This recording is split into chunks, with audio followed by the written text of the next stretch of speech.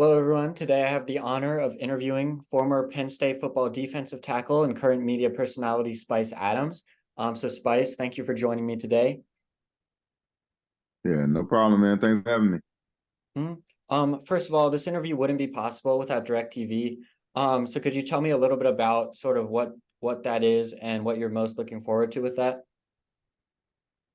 Well, first of all, it's good to be back home here in State College, and this is great what DirecTV is doing. They're doing their college football tour, and they're starting off with one of the biggest scenes in all of college football. So it's going to be a good time, man. They're going to have like a big old wrapped bus, and a lot of fans can come up and tailgate and watch the game, and are going to be local DJs there, and it's going to be an all-around good time. So shout out to DirecTV for doing this. You clearly have a lot of passion for Penn State. So I just wanted to know, going all the way back to your college decision, as someone who grew up in Michigan, what went into that decision to go to Penn State? So how much time do we have, man? This is a long story, man. So, growing up in Detroit, there was an upperclassman on the team because I had just started playing football. I started playing when I was 14 because I was too big to play Little League. So I started playing when I was 14, and then there was an upperclassman. His name was Anthony as well. He said he was getting recruited by Penn State. He said, "I'm going up to the Penn State football camp. Would you like to join me?" And I thought, like, that was the best thing ever. I got an upperclassman who's getting recruited by Penn State who's asking if I wanted to go with him up to the Penn State football camp. So I went up to the camp, and I had a great time, man. I was flying around everywhere, every drill. I got there before the drill started, and I left late to get extra work, and I ended up leaving, and they were offering me a scholarship. So I was like, man, and I didn't want to stay. No offense to Michigan or Michigan State, but I wanted to leave the state because if I ever got homesick, if I was at U of M, it'd only take me 45 minutes to get home.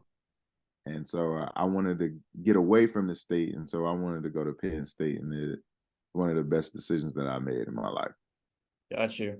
Well, according to your Wikipedia page, you actually got the nickname Spice from your teammates at Penn State. Is there a story behind that? Well, I got my nickname in Detroit in high school. Okay, And so Wikipedia was wrong. yeah, as they usually are sometimes. Got you. But there were a lot of Anthony's on the team in high school. And so with me being a freshman, they said, we got to give you a nickname. We can't have all these Anthony's on the team and all you guys are turning around. So I had these braids in my hair that resembled a rapper on the West Coast by the name of Spice One. So they said, hey, we're going to call you Spice. I was like, nah, let's just stick to Anthony. But me being a freshman, I really didn't have a say-so in the matter. So, people called me Spice and I would never answer to, after so long, I finally answered. And then I started on the offensive line my sophomore year. And whenever I would pull, we were to go and trap the defensive end or turn up and block the linebacker to alert me that I had to pull. The offensive line would say Spice, the main ingredient. So I became Spice, the main ingredient, and it stuck. So you would say the nickname's kind of grown on you since then? Oh, it's the best nickname ever, man. I'm the variety of life. Got to put spice on everything, man, to get a little flavor. Got you. So you've been involved in a lot of different things. When did you first get involved more on the media side or decide that you wanted to go in that direction with your career?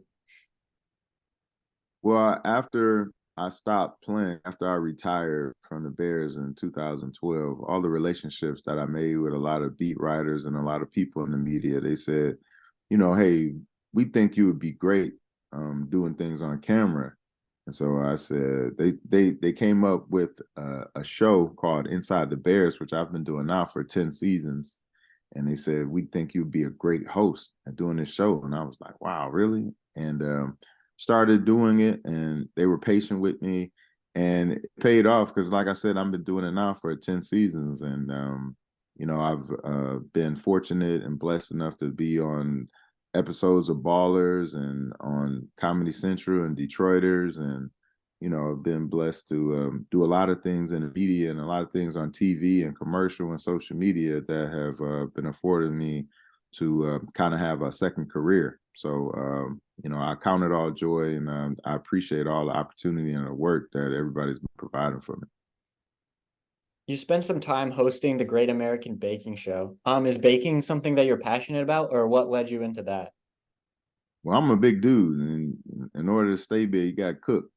So my mom did a great job of being the chef for the house and teaching me how to cook different things. And so me being on the Great American Baking Show, that was just me hosting it. Like I wasn't actually cooking anything. I was just eating everything. So I'm really good at eating, and I'm not so good at I'm good at following directions. So if you give me directions on how to make a pound cake or something like that, then I'm good at following those directions to make it.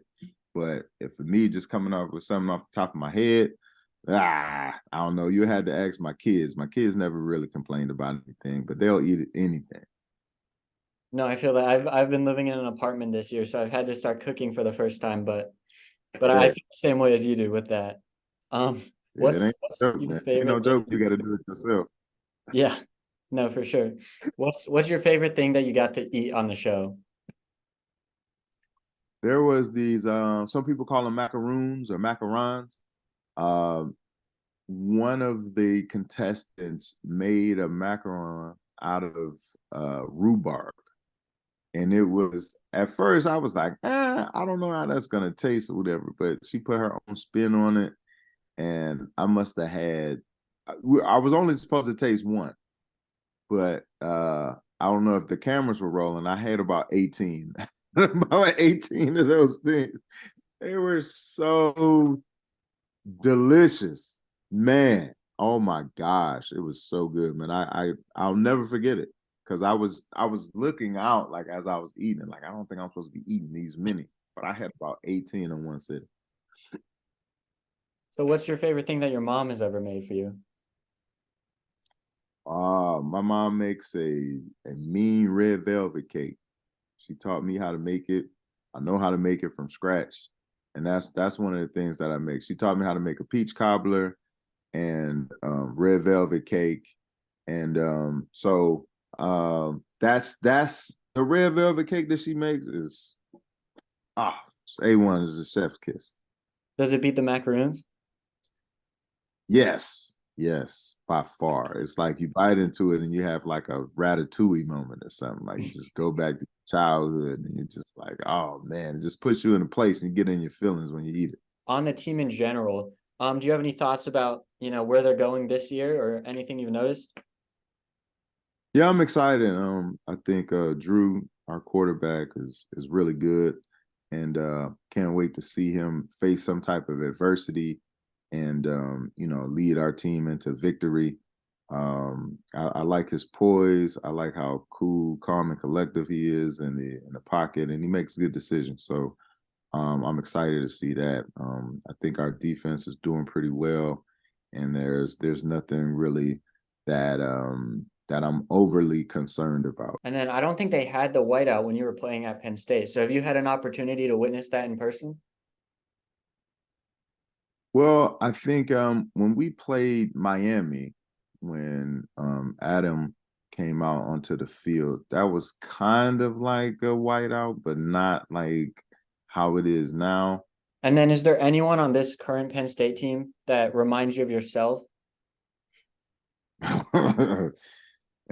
Anybody who's short and that gives a lot of good effort, they remind me of myself. That's pretty much all I did. I was a short guy who just had a lot of energy and ran to the ball, and I had a good time, man. But I don't know. It's kind of hard to say, man, because not a lot of people are 5'10", 5'11". So it's kind of hard to say that's the Yeah. guy.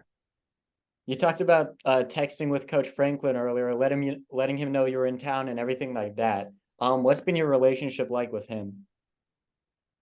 He's been great. He's been great. As you know, there haven't been a lot of head coaches here at Penn State, so him just embracing my family and myself and keeping me in the loop and, you know, inviting me to things and just commenting on my videos or texting me that he saw this video or he saw me in Ballers or he did that or whatever. It just seems like it's more than just a coach alumni relationship. Like I consider him a friend. And if that can happen to a head coach and a former player, then it just speaks volumes to the type of person he is, the type of coach he is, and you know, just how much of a professional that he is. And you know, I respect him. I love him and his family, and I'm excited for this season, and I'm excited for this game. So, shout out to Coach Franklin. Appreciate you, man. Love you.